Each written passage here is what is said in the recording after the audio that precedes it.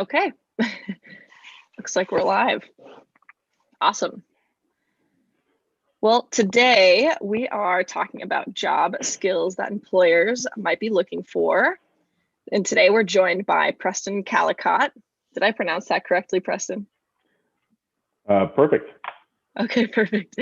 Preston, we're joined by Preston Callicott, Senior Vice President of tech software company Effectual. And you may know Preston as former CEO of 5Talent, which is headquartered here in Bend, Oregon, which was recently acquired by Effectual. So we're really excited to have Preston on today to have a conversation about job skills that employers might be looking for in this day and age. So yeah, thanks for joining us, Preston. You bet. Yeah, joining from the beach. Well, we don't have makeup artists here to put a tan on me, but yeah, that's where I am right now in my mind. Yeah, absolutely. You're working on the tan. It's coming. So Preston, could you start just by introducing yourself, what your role is at Effectual, and then just what you're most excited about in your own life right now? Sure.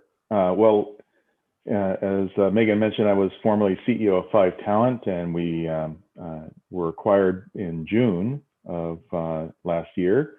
And we're now part of effectual.com, which is a extremely fast-growing tech company focused on managed service providing on the cloud, exclusively on the cloud, AWS.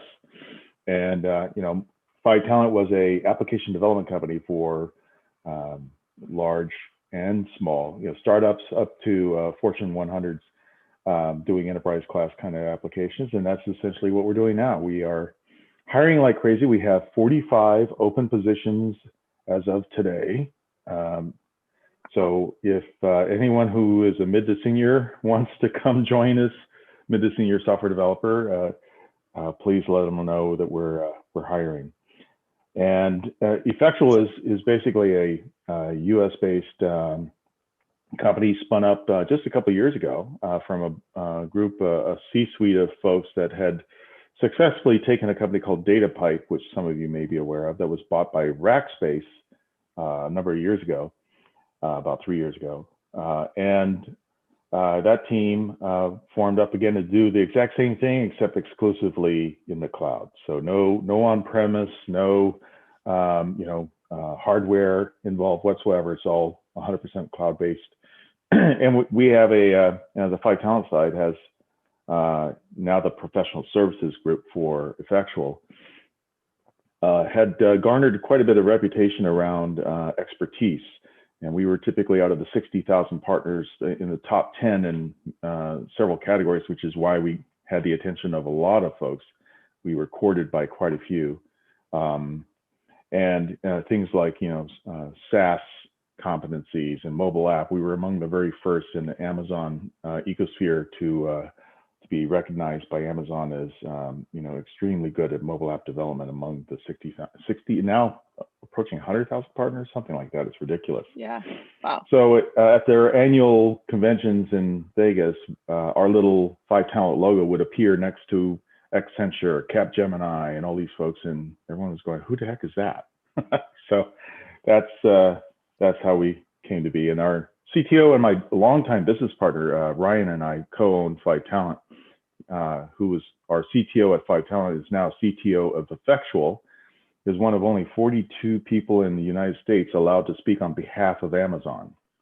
And if you understand, Amazon doesn't let anyone speak unless you are thoroughly vetted, and not even their own executives unless they go through a program which to get there. And here's awesome. Ryan is a spokesperson. So that's us in a nutshell. What do I picture for myself? Well, I'm one of those guys that retirement basically is, you might as well put me in a coffin, because that's the only way it's going to happen. To retire. Yeah, so I like the word retread. I'm going to retread myself, to do more things in community. I'm on several boards in town, the Bend Chamber, and a board that's called Looking Forward, but don't repeat that because we don't necessarily want to broadcast Looking Forward. It's more about getting stuff done behind the scenes versus trying to get recognition or anything. And it's 17 of the of Ben's movers and shakers in town, and then a little old me sitting at the table. And I've elevated myself now to the board chair for that. So we're doing what we can to help Bend grow smartly instead of wildly. So, and helping out the city and the county and even at the state level as far as suggesting is a good way to put it, how to do things better. Absolutely. Yeah, that's great. And so, and how long have you lived in Bend for? We moved in March 2003. The sign on the road said 50,000 people. Wow.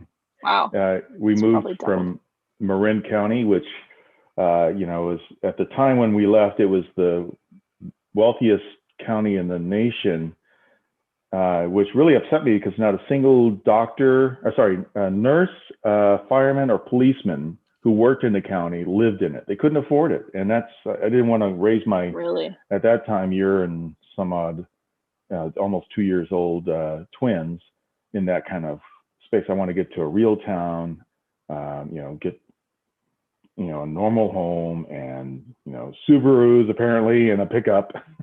Yep. and live and grow, allow my kids to grow up in a space that's more egalitarian and real. And so they've had the pleasure of having that.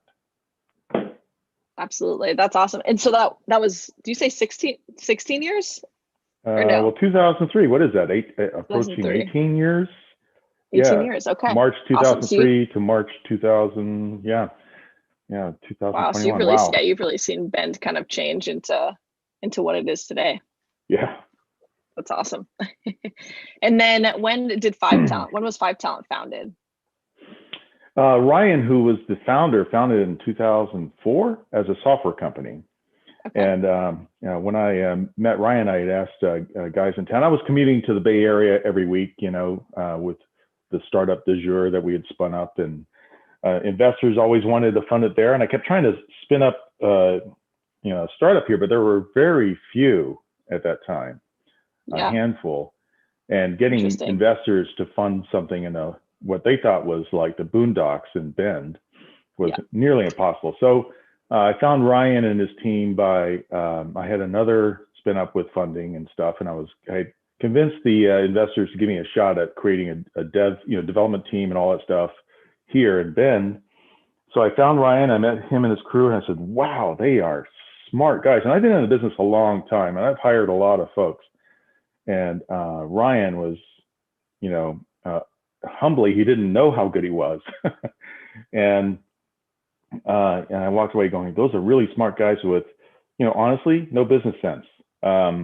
And they came out of it going, wow, that guy has, the business head that, we need. So it turned out that the investors insisted, and I had to spin that up in Burlingame, California.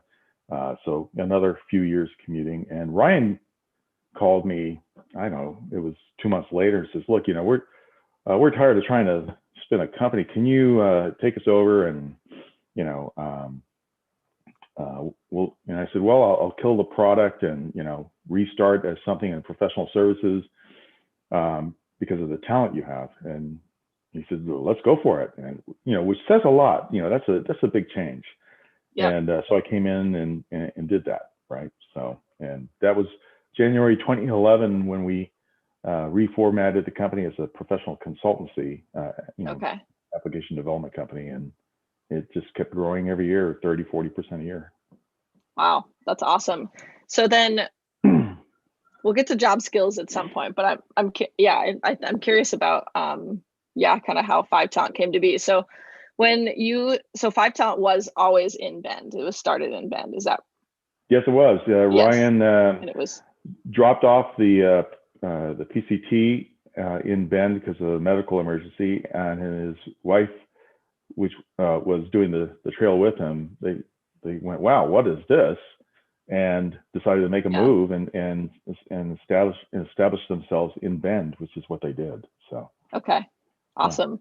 So then, I want to go back to the beginning real quick and ask one more question on something you mentioned earlier about the fact that when it was started in 2004, there wasn't many companies here. or startup companies. And now Bend is kind of this entrepreneurial hub almost, I would say. Mm-hmm. I mean, what on a different realm, what do you think has contributed to the like Bend's growth in the entrepreneurial and like startup kind of sector? Like how have you seen that evolve, or how has that evolved? Coming from Silicon Valley, which is a shark tank, right, with huge jaws. Here, it's more like a dolphin. This is my favorite phrase. This is a dolphin tank. I found people here were very cooperative, and when I landed, there weren't many tech execs, right? Dan Hoven was one, and a few others. We had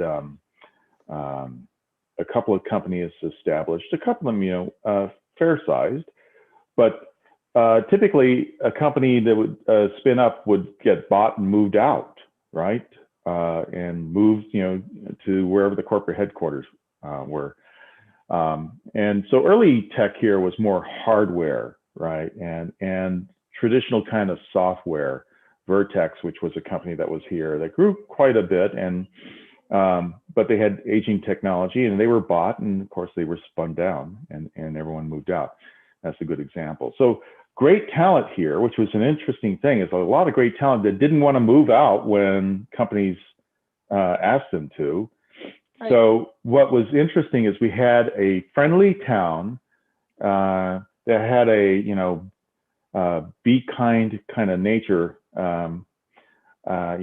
Friendly to each other. Even if you were competitors, you had coffee and you talked about it, kind of thing. If one guy had someone come in and didn't have a job opening, they referred them, and I went, wow, this is totally different. And so that ecosystem, all the basics were there. And the other thing was, if you look at Bend, you sort of moved here, you had to either bring a job with you or create one, right? Or work remotely, which wasn't a very popular thing back then. So you had to either create it, or move a company here. So there was a pioneer spirit, right? People took risks, and so this was ripe for an ecosystem to appear in, right? It was already there under the waves, and a few of us decided to really amp it. We recognize a guy named Jim Shell, who's a dear friend of mine. He's addicted to entrepreneurship and spun up, other things besides tech, but that was the kind of spirit, and he was excited about the ecosystem as well. A friend of mine named S.J. Camarada, who was director of Esri, one of the largest mapping companies in the world that no one knows about, a multi-billion-dollar company that basically runs mapping for everything you can think of except for Google and Microsoft and Apple. Wow. So we put our heads together and say, well, what do we have to put together to support the growth of an ecosystem? And we started putting elements together. But the first part was to start bragging about it. And that got the attention of Silicon Valley guys who wanted to retire, but always saw Bend as, well, you either have to invest in real estate or tourism. Those are the two things up there, which I don't want to do those things, right? They saw us as more of a retirement community and a very narrow, scope of services that the town was known for, mainly construction and tourism. So we started establishing ecosystem and working with EDCO, which is the economic development group here in town, which is unlike economic development groups anywhere else. They think entrepreneurial, which was exciting. And so they hired a guy, Brian Vieira, to become a venture catalyst was the role. And there was a guy previous to him as well. But, Brian sort of really embraced it, had the background, and working with EDCO and Technology Association of Oregon, we started really putting Bend on the map. And then suddenly we went from a handful to, I think at last count, 140 software companies, to a total of 400 startups in biotech and outdoor products and food products. I didn't realize there were so many. So suddenly, Bend per capita was way up there on the scale. And then we met with the Milken Institute, which is a famous, think tank, And they put us on the map as, #1 for entrepreneurship. And suddenly that got the world's attention. And then, then it just went crazy. And the good news, when people came up here to spin up a company, there were all these latent talents sitting behind the scenes here who were, scrappy entrepreneurs that were ready to help, spin up companies. It was fascinating. Yeah. Wow. Oh, that's so interesting. Man, I could talk about entrepreneurship all day. It's cool to see. OSU Cascades. That I was part of the group that was helping to get this campus established here. And Becky Johnson had the right idea to do something completely different and to offer degrees that no one else is doing, and to do it in a way that is entrepreneurial. And I was honored to be part of the group that to help the CoLab come into existence with Adam Kranicki, awesome guy that I'm still surprised he moved from Alaska to here, but he did. And, so yeah, it's the vibe is everywhere. It is, absolutely. Yeah. Even at OSU Cascades, the CoLab is awesome. I've had the opportunity to work at an internship there for a while and get to know Adam and work with different startups in the community. So it's been really cool. So, all right, well, let's transitioning a little bit over to job skills that employers might be looking for. Let's see, what's the best way to lead into this? Do you want it in general or in tech as a focus? Both. I think both. I mean, so first, let's maybe be more specific to tech or 5Talent or effectual. Like what specific job skills does 5Talent or effectual look for just in applicants, as maybe a broad overview to begin? Well, I'll put the first top level generic across any industry right now. The ability to accept change. #1 skill set. Yep. If your personality type is, I don't want to change the code I'm in or the product sector I'm in or the service I'm offering, well, you know what? You're going to be a great individual contributor moving from job to job. You will be irrelevant in a few years. The #1 skill is to be a Gumby, to be able to change and mold yourself to whatever's happening. Because we used to build in technology, we built something that would last for 10 years in relevance, right? And then it became 5 years, then it became 3 years. Now we're seeing cycles, and this is not an exaggeration, that we have to look at retargeting our software application and services every 6 months. And in some cases, 3 months, because things are moving so fast. And so that requires a lot of people to go, okay, today we're all pivoting to the left. You become a salsa dancer in this business. It really has changed pretty dramatically. And the other thing is that, people ask me all the time, because tech has sort of said, you know what, we don't necessarily care about degrees anymore. We care about what can you do. And we have to train you, since things are moving so fast. We have to train you if your curriculum in a lot of schools, unlike OSU, is way, way behind, 10 years behind, 8 years behind. Wow. Yeah. So, we also encourage people to get to college because we want them to get the experience of how to work, how to deliver, all the things that are really soft skill related.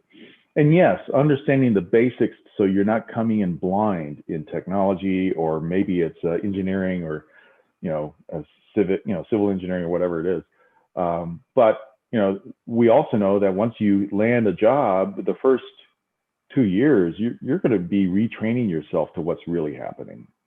Totally. So internships are an absolute necessity. If you're not getting a sense of what's going on while you're in school, you're screwed.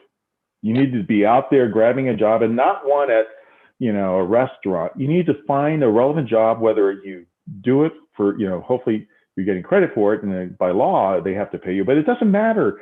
It's that experience. You've got to get your hands on, feel the pace of it, see the agony that happens in any company that's trying to grow, because there is a lot of agony, and the excitement, because every day there's a new challenge coming up, right? That's the fun part. Absolutely. So in addition to, being open to change or being able to kind of change is almost like a willingness to learn new things. So you kind of have to go in. That was one of my later questions was how important is, I guess, attitude towards, and how does that relate to job skills and, for example, having a growth mindset.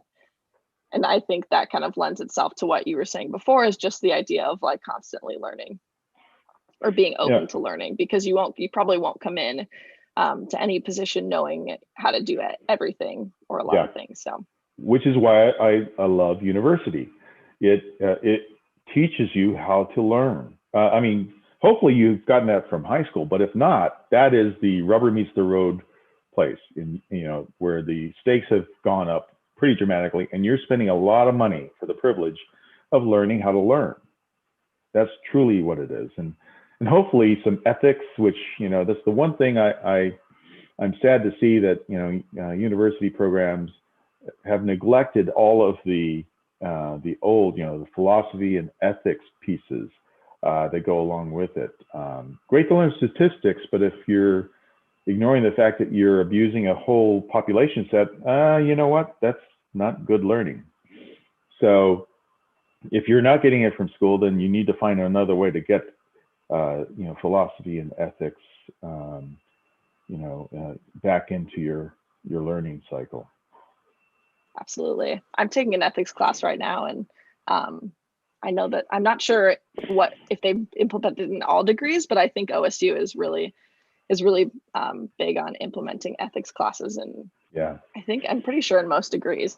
And I'm in business, and I think it's really important. I think in business any industry, I guess it's important to think about ethics and kind of think about that before you're presented with an ethical issue, I suppose. So awesome. All right, let's see. So I guess you kind of touched on this, but I do want to ask the specific question just to see if you have anything else to say on it. So if someone doesn't have much experience in their given field or in tech, maybe in addition to internships, what can they do to stand out when applying for a position? Or like on the same realm, how can they stand out when applying for a position, or how can they showcase that they have these necessary skills? Well, that's a tough one. It is really tough because there's so many, the industries are all still trying to change their recruiting programs to map what's happening, right? And, even our own, we have 3 full-time recruiters that work for us here at Effectual. That's all they do day in, day out. And then we've had to, educate them on our application development, on what we're looking for. And, they had more like industry kind of standards that they were going for, but, we're way beyond the standards. We're looking, we're a pretty forward group as far as how we train people and, what we're looking for. So, if you're asking me for our own needs, we typically are looking, we find people hopefully through someone we know still. The resume is, the problem with resumes is that most recruiting systems, application, tracking systems have very set criteria, and it goes through and says, and it filters out, right? Now you might have misstated or in format or whatever, and it decided that you weren't a fit. So I don't want to underemphasize how important it is to start making connections. That's the best way to do it. For us, I'd say that before Effectual, with few exceptions, almost everyone, we had a touch or 2 touches to that person previously. So we knew of them. And for us, mid to senior now, because we have just more work than we can ever do, 3 or 4 times. So we're in the catch-up phase. So now we're looking for, heavy hitters who can hit the ground running. And before we were training up and helping to train, people to get to junior, and then we would devote quite a bit of time and money to getting them to a point where we'd actually put them on a client project. And today, so today, if you can get out through internships, through just attending events that we attend, getting out there and being brave enough to step and say, hey, I'm Preston Callicott. I'm interested in your company. And be brave enough to go to the CEO, because believe me, he or she are definitely interested, right? They are definitely interested in finding talent. So step up. And I've had a lot of people step up to me, and I instantly put them in the queue. But what I do is I alert, you will pay special attention to this person because I think there's something here. And yep. So that to me is start getting out when we can. Get out on Zoom if you have to, but get out, get into these groups. TAO has events, Technology Association of Oregon, and start through who you know. If one of your parents has connections in California, well then start making connections. Yep. Do what you have to. Yeah, I love and that. then That's submit awesome. the resumes. But honestly, the resume systems and that process is such a churn and burn. You can send 300 and hopefully get 2 responses, right? Yeah. Even if you have Yep. all the right boxes checked, just find ways to shake a hand. Yeah, I love that. And I mean, one thing that I would love to add to that is just that if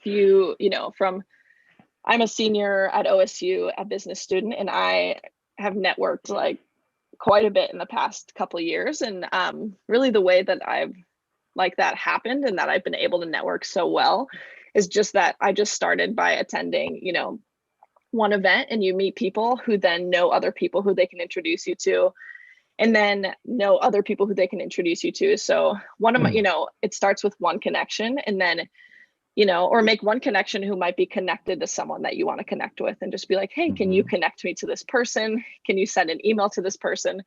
Because I've been connected to so many people through other connections. And if you know who you want to get connected with, then all you have to do is ask, or just ask around and ask if someone can introduce you to this person or something like that. So it can be a little bit scary, but usually people, especially in Bend, are really open and willing to talk to other people and meet other people, especially students. Yeah, if you're burning time playing a game, you need to be going out and playing the socializing piece. You need to get out. Do not expect that the world is going to come to you. Even in this hot tech environment, I mean, literally there's probably 10, 12, 15 job openings for every, comp sci student right now. Right. But even in that, you want to get to the ones that are really, really good, right? That are doing something interesting. So that requires still to this day networking. Even when things are really good, that elevates your opportunity to get from like the mediocre kind of jobs. And honestly, I think the Googles and Amazon entry points are sort of mediocre. They're great resume enhancers, but you could go out and hit a challenging one, right? That's, seed funded and doing interesting things, because, hey, you have nothing to lose. You have nothing for the most part. So there's nothing to lose, having a guy who did lose everything several times. So get out and get into something really interesting, intriguing, machine learning, robotics, space programs, which used to be laughable. And today there are thousands of jobs available to go and, do technology for space. And, who knows, your next posting might be on Mars. It's just, that's where we are today.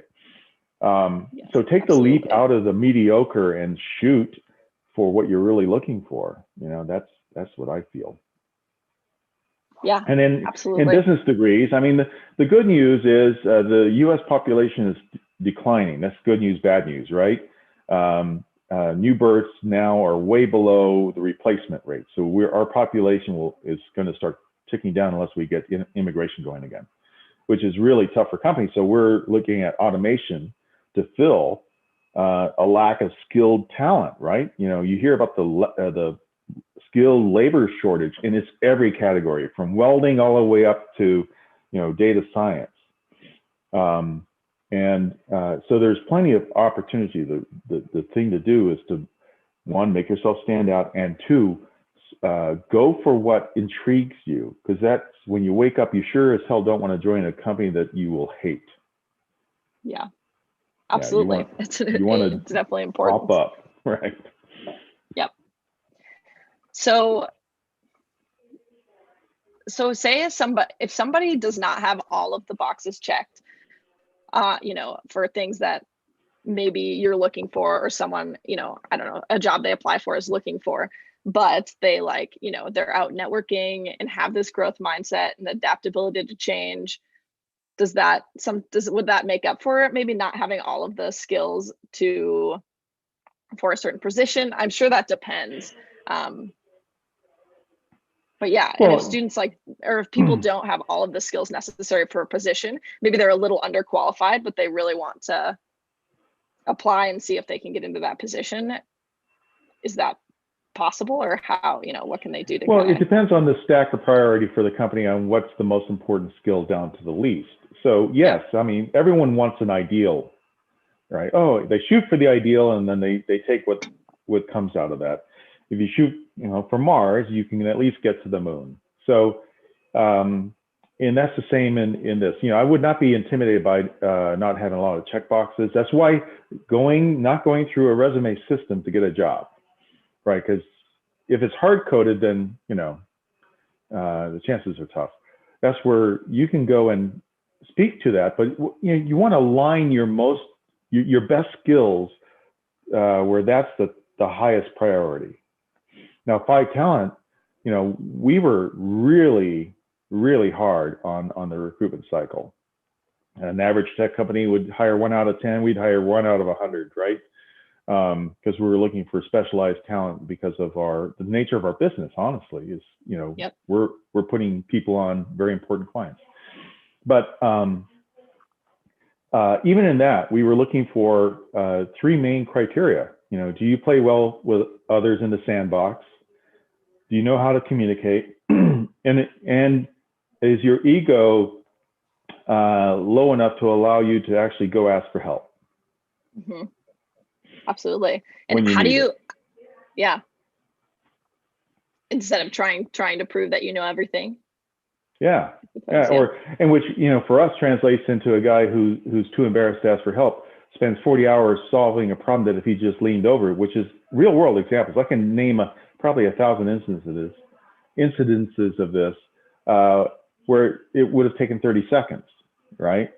But that 40 hours we have to write off because we're not going to charge the client for that, right? So it's a real world thing. And we started incentivizing people saying, look, if within 15 minutes you don't have an answer, you better go ask for help.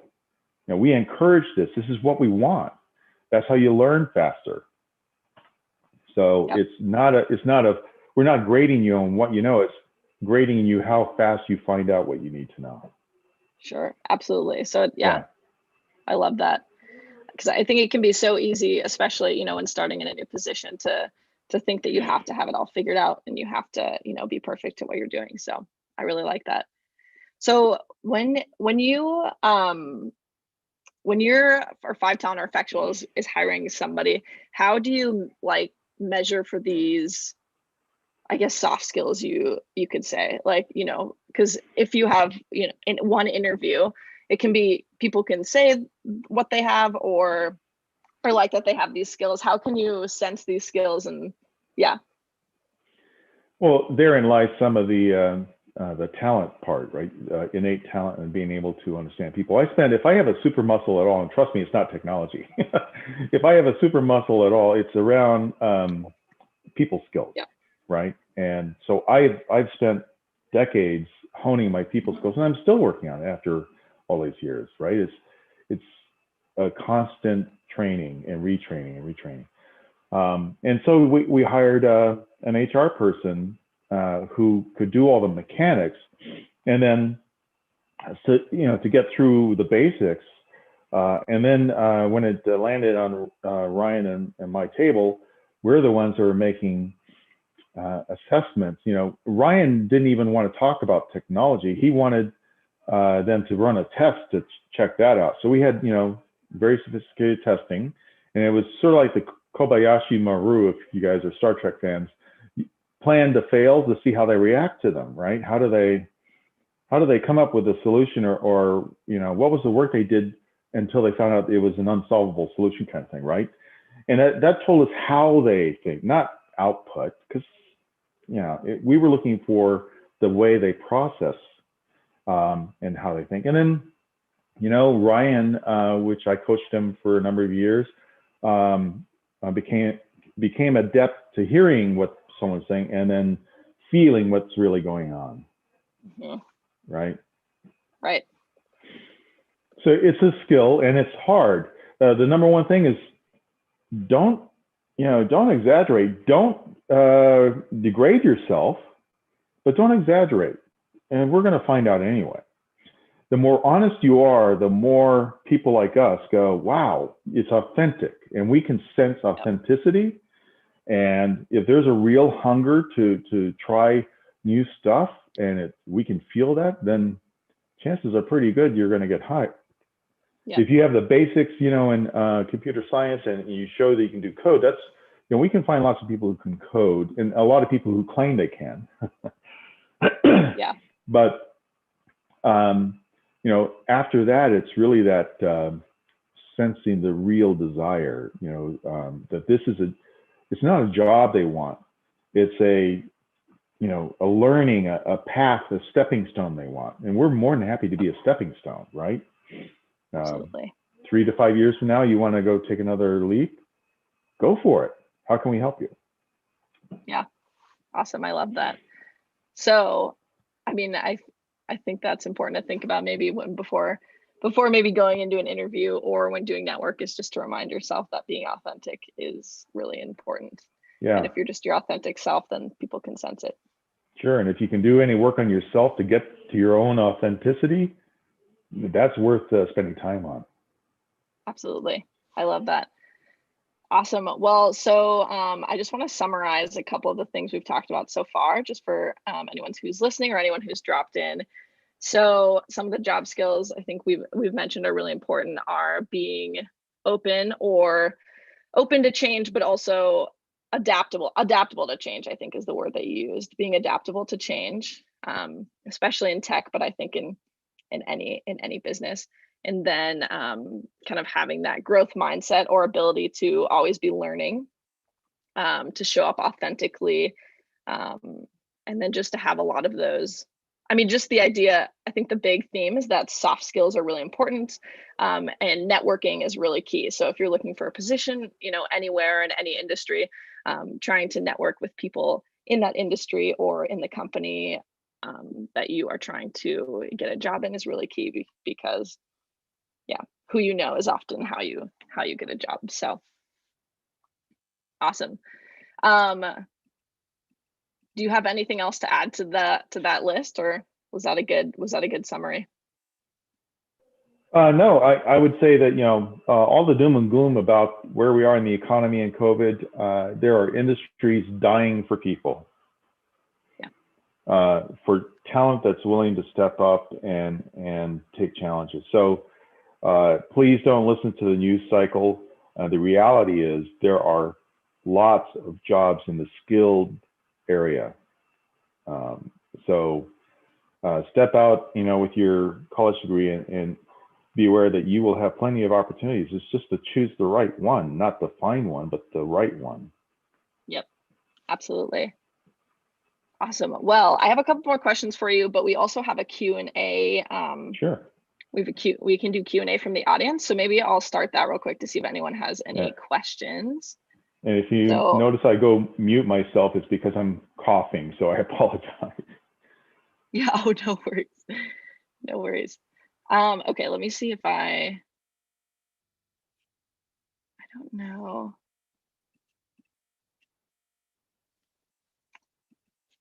It's not showing me the code that people can sign in with. We're using this.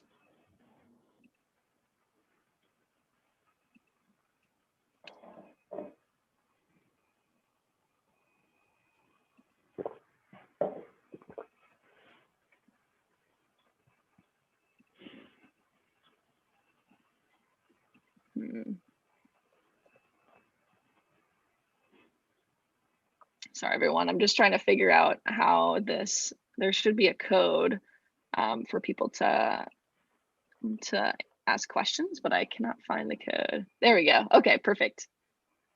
Sweet. So yeah, if anybody who's watching has any questions for Preston, just use this QR code to ask questions, or go to menti.com and enter the code below, and then we can answer some of those. So I guess while we're waiting for some of those to pop up, though, I will just ask you to more of the questions that I have. Sure. And then, so just going back on your end, just personally for you, what would you attribute your own success to? Whether that be, a mindset or just kind of, how you've kind of navigated. My mindset is my whole family trait is stubbornness. I am extremely stubborn, and that's so it translates into not being intimidated by the possibility of failure. I lost everything I owned within the first 2 weeks of getting my first job out of college from a fire. That was sort of a learning lesson that has stuck with me forever. Wow, I literally have lost everything, including my car, which was basically a lump of fiberglass on top of, the frame after the fire. And I felt extremely free. And that all the fears I had about losing things, it was gone. So I was willing to step in and take risks when no one else was. I could, sure, it's a 1 in a 20 chance, I'm in. What are we building? It was that kind of energy that came out of it. So, if there's anything I can impart, people with skills should never worry about, surviving. People with skills will always find a way. So, if you've ever backpacked across the country with, and lived off, whatever you could, and took a job if you ran out of money or whatever, you will always be secure no matter what, right? You will find a way. And that's, so for me, it was that stubbornness, the willingness to take risk. I'm high on the scale of risk taking, and my wife is a saint because of it. And I went through those cycles, right? Wow, we sold a company. Hey, it's steak, in Hawaii. And then, oh, wow, the next one I put all the money in is we lost everything. It's spam and we're staying home. It's that kind of cycle. That's entrepreneurship. That's not about jobs. That's about entrepreneurship, willing to step in. But within a company, I think too many people are intimidated by, oh God, if I speak out, I will lose my job. Well, then lose it. Yep. Good for you. Because if they're not going to listen to you or don't give you the time of day, then what the hell are you doing there? There will be a company that will listen to you. So, congratulate yourself for losing a bad job. That's awesome, and gaining something else. So I think that for me has been the secret to my success. I have more failures than I do successes, but thank God the successes, outweighed financially the failures, right? That's just how it works in entrepreneurship. And the reason I keep going to the next one with my money is, what else am I going to do with it, right? It's, yes, I'm going to go and try something new. And the only regret I have is, because it wasn't really a focus when I came out, was to focus on things that really matter, the social issues in the world. So there are ways to get jobs in every category, to do something that actually has a direct impact on our world, versus just for the sake of making a company grow for profit or for whatever reason. There's a great number of companies that you can go and join for a great cause that you can make grow. So it's the only regret. Absolutely. But there weren't a lot of opportunities back then, and not a lot of awareness. That wasn't really taught, in school. So the social issues kind of behind companies, and absolutely. Yeah. So I wish I would have done AmeriCorps or some of those things, to get some experience of that kind of connection, which I'm making up for later in my life. So. Yeah, absolutely. Well, there you go. It's better late than never. Awesome. Well, we do have a few questions from the audience. Shoot. So the first one is, how has effectual / Five Talent adapted to the pandemic? Well, we, thank God that all that Five Talent was, and effectual is as well. So the combined company is, we're virtual anyway, right? Yep. Right. All of our laptops, even, back in the Five Talent days, that we had set a policy that all laptops were basically dumb terminals. Everything ran, all the code, all the programs actually ran in the cloud in workspaces. So if a computer died, or, God help us, someone walked out angry with a, laptop, there was nothing on it. So us moving our workforce to home, well, yeah, okay. Well, we do that already anyway. So sure, just everyone stay home and work. So we only had a handful of folks whose internet connections were so terrible that we allowed them back in the office to work. So we really had no impact from a work perspective. From a relationship perspective, which I was the guy chasing the holy grail of deals and shaking hands with folks and building relationships. That became tougher. That's hard to do through electrons, right? You need to be there in person to truly have a connection. I believe in all the energetics of people together. So yeah, that was a challenge. But we blew our numbers last year. So the numbers I set in October of 19 before COVID, we exceeded. So business-wise, we chose wisely, because other consultancies chose poorly on what sectors of the marketplace they were serving, like tourism or something like that. So that was just by the luck of the draw. But in general, I think tech in general was nowhere near as affected as the rest of the industries. And if a tech company was affected and had to lay off folks, they all instantly had jobs, right? Yeah. Yeah. Awesome. Okay. So next question, how do you seek diversity in hiring? Oh gosh. Well, first off, let me state that I'm half Colombian, right? Ryan is a quarter Cherokee. So diversity to us was extremely important. We always were looking to try to make sure that we were providing diversity. The problem is universities weren't cranking out people of color or of LGBTQ. It's just, they weren't there. They just, in tech, to hire software developers, I hired, I think at one time I had four of our 16 were female application developers, all of them over 50, right? Because there was a huge wave of women who went in, back then into COBOL and, those kind of business applications. There was a whole host of women that went into that. And then no more. It's still, the numbers are so low, in categories outside of a few demographics. So that's the challenge. Virtually all of our non-software development positions are held by, women and people of color. Project management, HR, name all those other categories. But for us in software development, go look in the computer science department under Young Bakos and tell me how many there are. Yep. Yeah, very few. So we have an issue. So we spent a lot of effort at the high school and middle school effort. Ryan was teaching computer science to middle school. And we were going and hiring interns from high school.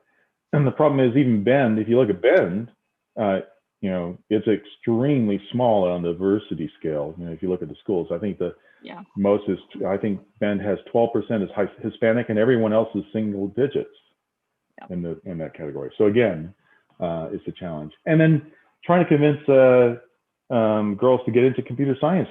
Ryan has 5 daughters that he was pushing to become, STEM students, and hopefully he has one of them. And my daughter, who was brilliant at it, just said, I have no interest. which was Yeah. devastating. Yeah, totally. You're like, Devastating. And then my check. son said the same thing. You know, it's like, I have no interest in computer science. Yeah, absolutely. Well, I mean, yeah, hopefully it's starting to change. I mean, I'm not in tech, but it seems like maybe it is starting to change as people see more of themselves, or women, or, you know, just any. Well, it's definitely getting more interesting. Yeah, you getting more you look interesting, at, and there are more people representing the space. So yeah, AI is in robotics and all these new categories, quantum computing. I hope people are ignited by some of the new possibilities. So absolutely. Awesome. Okay, we have 2 more questions from the audience questions. Let's see. Let's start with what do you want to accomplish in the following years? Well, you know, I'm still a SVP here at Effectual, and my role is more of the business strategy role, which I've held in quite a few previous companies. So I'm doing M&A and setting up new practices and things like that. So, you know, I enjoy that, but also, you know, I've narrowed my involvement areas outside of work, but amped up the amount of time I spend in them so I can have more direct impact. So I definitely plan on spending more time tackling the tough issues that, you know, I'll probably die and they'll still exist, but at least I've, you know, done the good effort to try to help steer the massive ships around, like getting affordable workforce housing. That's actually what got me civically activated, was that. And because one of my employees who made extremely good money said, I got to move back. My wife and I cannot afford to live here. I went, what are you talking about? This is 2012, right? and I was shocked to find out that even though he was making that much money, the average home cost in Bend, he couldn't qualify for a mortgage. He's a single income, you know, family with a young baby, right? And it's fresh out of college. And so my wife and I said, well, tell you what, we'll take a staycation at McMenamins. You move into our home, and I'm going to go find you a house. And I started calling my realtor friends saying, what the hell is going on? And found a home for him in Redmond that he could afford. And that's where half of our crew lives, in Redmond, right? Yeah. It's several $100,000 cheaper to own a home there.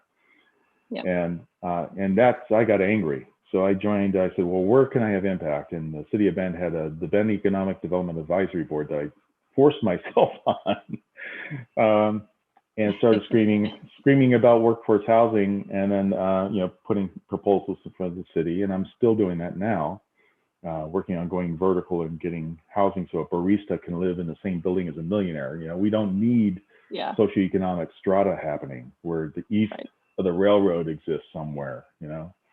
Yeah. So, yeah, so that's where I'll spend a lot of my effort. I'm leading some boards right now that are focused on the issue, and working with the city to work out some plans on that. Awesome. That's kind of I could make a lot. Yeah. We'll move on to the next question. So last question on the audience reel is, what do you look for in job applicant resumes? Pedaling back a little bit. It's really hard to say what I look for. Get rid of all the exaggeration words. Authenticity. Statements that have adults, people 30, 40 years old review it because they're the ones that have weathered through hundreds of hires. Have some people review them to say, hey, take a pause here. Did you really accomplish this? Be more specific, those kind of things. Say, hey, I did this thing and I worked on it and did tremendous effort and it failed. Okay, wow, okay, that was honest. I want to talk to this person because I failed many times. So let's find out what he learned, right? And say, I learned this from the failure, right? That's what we're looking for, realism. And of course, again, I highly, highly recommend you never count on an application tracking system to get you a job. You need to tell your story. And the story is more important than what anything the resume says. but you better be truthful about that story, because my sense is pretty strong. I could smell bullshit, along with most executives, because we've dealt with enough people over a long period of time to tell when people are honest or not. So, and we recognize people who are honest and authentic, and that's normally, and I just did this yesterday. Someone approached me and says, well, I can't hire you, but I'm intrigued by you, so I'm going to help you get a job. And so I'm making connections for them and saying, I found a really good person. And they're lacking this, this, and this for me, but they have these skills that I know you're looking for, right? That's sort of the game that a lot of us play. Absolutely. I love that. And then last question, where can students find out more about Effectual /5 Talent and find out about open positions that you may have? Sure, effectual.com, because I think 5 Talent's website, sadly, is going offline, but effectual.com under careers, and you can see all the positions that we have posted. But again, when you look at it, try to make a connection to someone in that particular category. Call the HR head if you want to get into HR, or the if you want to get into something that has to do with the business strategy or accounting. Call the CFO and say, hey, I'm interested in this job. Find a way, because it's if I can do it, surely you can do it. I can ruse my way to the right person, and just say, hey, all I want is 5 minutes of your time, and if you like me, then let's make it 15 minutes. Kind of thing. Awesome. Perfect. Well, that's all the questions I have for you. Yeah, thank you so much for joining, Preston. It was a pleasure chatting with you and getting to hear some of your insights and into what employers are looking for, what 5 Talent's looking for. And yeah, I mean, my big takeaway is network, be authentic, and be open to learning new things, and work on being adaptable to change. And then seek what you want, not what your degree says you should do. Absolutely. I like that, because your degree could probably take you in a bunch of different directions, no matter what you're majoring in. Yeah. Well, thanks for having me on board. It was fun, and I wish everyone is listening, success in your careers. Assuming that you all are college graduate bound, welcome to the new reality, but be happy that there will be plenty of opportunities. Yeah, absolutely. It's a good parting note. Okay.